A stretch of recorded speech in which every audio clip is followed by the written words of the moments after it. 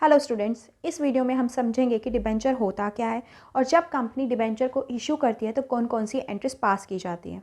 Clear है? तो चलो स्टार्ट करते हैं। सबसे पहले समझते हैं कि डिबेंचर होता क्या है। डिबेंचर एक तरह का लोन है जो कंपनी लेती है पब्लिक से। क्लियर है?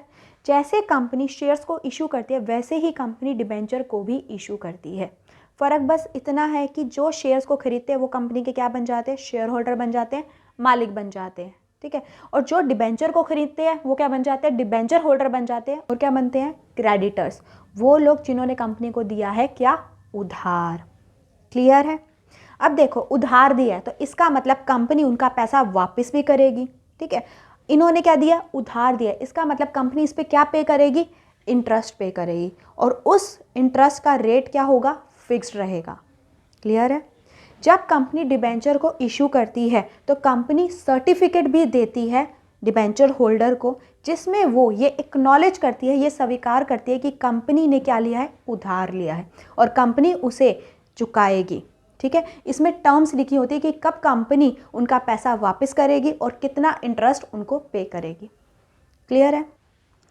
डिबेंचर को कंपनी 3 तरह से इशू कर सकती है, पार पे, प्रीमियम पे और डिस्काउंट पे भी।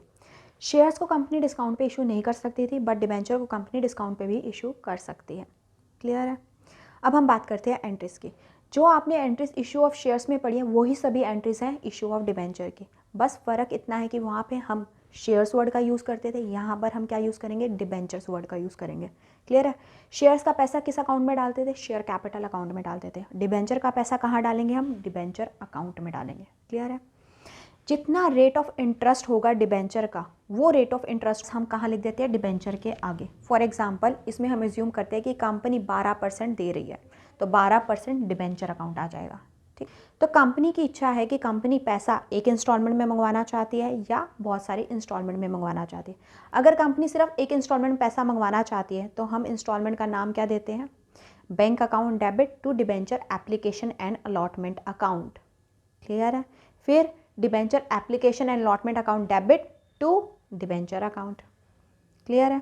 जब कंपनी इंस्टॉलमेंट्स में पैसा मंगवाती है तो पहले इंस्टॉलमेंट को क्या कहते हैं, एप्लीकेशन, दूसरी को अलॉटमेंट, उसके बाद जितनी भी इंस्टॉलमेंट होती है उसे क्या कहते हैं, कॉल से डिनोट करते हैं, first call, second call. Clear है? तो एंट्रीज करते हैं। अभी हम करेंगे, सबसे पहले समझेंगे कि जब कंपनी पार पे इशू कर रही है और 3 इंस्टॉलमेंट में पैसा मंगवा रही है। ठीक है। तो एंट्रीज क्या बनेगी, सबसे पहले एंट्री क्या होती है, एप्लीकेशन का पैसा आता है तो एंट्री क्या होती है, bank account debit to 12% debenture application account. Bank में पैसा आ रहा है तो बैंक अकाउंट क्या हो जाएगा, डेबिट हो जाएगा। पैसा कहाँ से आ रहा है, एप्लीकेशन के इंस्टॉलमेंट से आ रहा है, इसलिए इंस्टॉलमेंट का नाम क्या हो जाएगा, क्रेडिट। क्लियर है? सेकेंड एंट्री में हम क्या करेंगे, जो इंस्टॉलमेंट का पैसा है वो हम कहाँ ट्रांसफ़र कर देंगे, डिबेंचर के अकाउंट में। जैसे शेयर का जो पैसा होता है, इंस्टॉलमेंट का जितना भी पैसा होता है वो कहाँ जाता है, शेयर कैपिटल अकाउंट में। यहाँ पे डिबेंचर की जितनी भी इंस्टॉलमेंट का पैसा होगा वो कहाँ जाएगा, 12% डिबेंचर अकाउंट में। क्लियर है?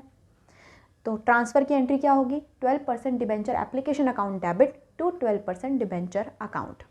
क्लियर है? फर्स्ट इंस्टॉलमेंट में 2 एंट्री होगी। क्लियर है? एक में पैसा आ रहा है, दूसरे में पैसा ट्रांसफ़र हो रहा है। ठीक है। अब कंपनी क्या करती है, सेकेंड इंस्टॉलमेंट में पैसा मंगवाती है, ड्यू करती है। एंट्री क्या बनेगी, 12% debenture allotment account debit to 12% debenture account. Company ने पैसा मंगवा लिया है डिबेंचर होल्डर से, अब पैसा आएगा, बैंक अकाउंट डेबिट और क्या आएगा, इंस्टॉलमेंट का नाम आएगा, to 12% debenture allotment account. Clear है? एक इंस्टॉलमेंट की 2 एंट्रीज होती हैं, एक ड्यू की और दूसरा पैसा आने की। क्लियर है?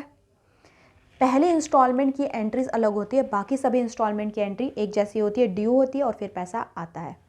क्लियर है? अब कंपनी फर्स्ट कॉल मंगवाएगी, फर्स्ट कॉल ड्यू करने की एंट्री क्या होगी, 12% debenture first call account debit to 12% debenture account. पैसा आएगा, बैंक अकाउंट डेबिट, इंस्टॉलमेंट का नाम, to 12% debenture first call account. Basic entries आपको क्लियर हो गई है। अब हम बात करते हैं प्रीमियम की। जब कंपनी प्रीमियम मंगवाती है, देखो सर थोड़ा सा बता देती हूँ कि प्रीमियम होता क्या है। फॉर एग्जांपल, डिबेंचर की एक्चुअल फेस वैल्यू है 100 रुपये, बट कंपनी उसे 120 रुपये में बेच रही है, तो ये जो 20 रुपये कंपनी एक्स्ट्रा मांग रही है उसे ही क्या कहते हैं, प्रीमियम। क्लियर है? अब जिस इंस्टॉलमेंट में कंपनी प्रीमियम मंगवा रही है उस इंस्टॉलमेंट में हमें एक और अकाउंट क्रेडिट करना होता है। वो कौन सा अकाउंट होता है? Securities premium reserve account. ठीक है, ये कौन सा अकाउंट है? एक तरह का प्रॉफिट का अकाउंट है, और प्रॉफिट जब भी बढ़ता है तो क्या होता है? क्रेडिट होता है। इसलिए सिक्योरिटीज़ प्रीमियम रिजर्व अकाउंट जब भी बढ़ेगा तो वो क्या होगा? क्रेडिट होगा। क्लियर है? अब देखो एग्जाम्पल लेते हैं। ये एज्यूम करते हैं कि कंपनी एप्लीकेशन के टाइम पे ही प्रीमियम का पैसा मंगवा रही है। ठीक है, कंपनी ने एप्लीकेशन के टाइम पे 15 रुपये मंगवाए हैं, जिसमें से 5 रुपये क्या है? प्रीमियम है। तो एंट्री क्या बनेगी? सबसे पहले क्या होता है? एप्लीकेशन का पैसा आता है, तो bank account debit to debenture application account. ठीक है, कितना पैसा आ रहा है? 15 रुपये आ रहे हैं। ठीक है, सेकेंड एंट्री में क्या होता है? एप्लीकेशन का पैसा हम ट्रांसफ़र करते हैं जिस अकाउंट से वो बिलोंग करता है। 15 रुपये आए हैं, जिसमें से 5 रुपये क्या है? प्रीमियम का है, और 10 रुपये कहाँ जाएंगे? डिबेंचर में जाएंगे। एंट्री क्या बनेगी? Debenture application account debit to debenture account to securities premium reserve account. 15 रुपये आए हैं, जिसमें से 10 रुपये कहाँ जाएंगे? डिबेंचर अकाउंट में, और 5 रुपये कहाँ जाएंगे? प्रीमियम में। ठीक है, अब एक एग्जाम्पल लेते हैं जिसमें कंपनी प्रीमियम को मंगवा रही है अलॉटमेंट के साथ।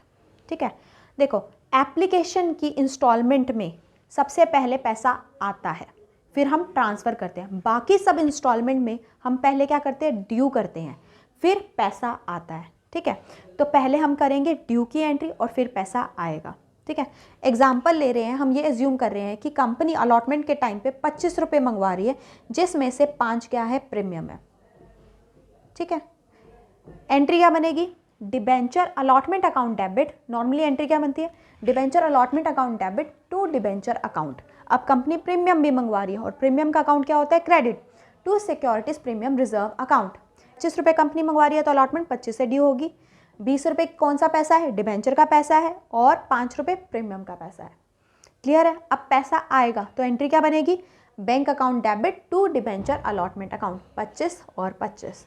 ठीक है, यहाँ पर आपको सिक्योरिटी प्रीमियम रिजर्व अकाउंट लिखने की जरूरत नहीं है, क्योंकि कंपनी ने डिबेंचर अलॉटमेंट की जब इंस्टॉलमेंट ड्यू की है उसमें ऑलरेडी इंक्लूड कर दिया है ये पैसा। ठीक है, अब हम पढ़ते हैं डिस्काउंट के केस में क्या होता है। जब कंपनी जितनी फेस वैल्यू है, जितना डिबेंचर का एक्चुअल प्राइस है, उससे कम में इशू करती है। फॉर एग्जांपल 100 का डिबेंचर है और कंपनी 90 में इशू कर रही है, तो 10 रुपये कंपनी को क्या हो रहा है? लॉस हो रहा है। ये लॉस कंपनी एक स्पेशल अकाउंट में डालती है, उस अकाउंट को क्या कहते हैं? Discount on issue of debenture account, या आप कह सकते हो loss on issue of debenture account. Clear है? ये कौन सा अकाउंट है? लॉस का अकाउंट है, और जब कंपनी को लॉस होता है उस अकाउंट को हम क्या करते हैं? डेबिट करते हैं। लॉस का अकाउंट क्या होता है? डेबिट बैलेंस होता है उसका। क्लियर है? जब हमें कुछ भी इंफॉर्मेशन ना दी गई हो ना, तो हम जनरली जो डिस्काउंट होता है उसको हम रिकॉर्ड करते हैं अलॉटमेंट के टाइम पे। अलॉटमेंट की जब इंस्टॉलमेंट ड्यू करते हैं उस टाइम पे हम डिस्काउंट को रिकॉर्ड करते हैं एंट्री में। क्लियर है? अलॉटमेंट को ड्यू करने की एंट्री क्या होती है? Debenture allotment account debit to debenture account. यहाँ पर हम क्या करेंगे? डिस्काउंट को भी डालेंगे। डिस्काउंट लॉस है इसलिए इसका अकाउंट क्या होगा? डेबिट होगा। तो एंट्री क्या बनेगी? Debenture allotment account debit discount या loss on issue of debenture account debit to debenture account. Clear है? अब पैसा आएगा bank account debit to debenture allotment account. ठीक है,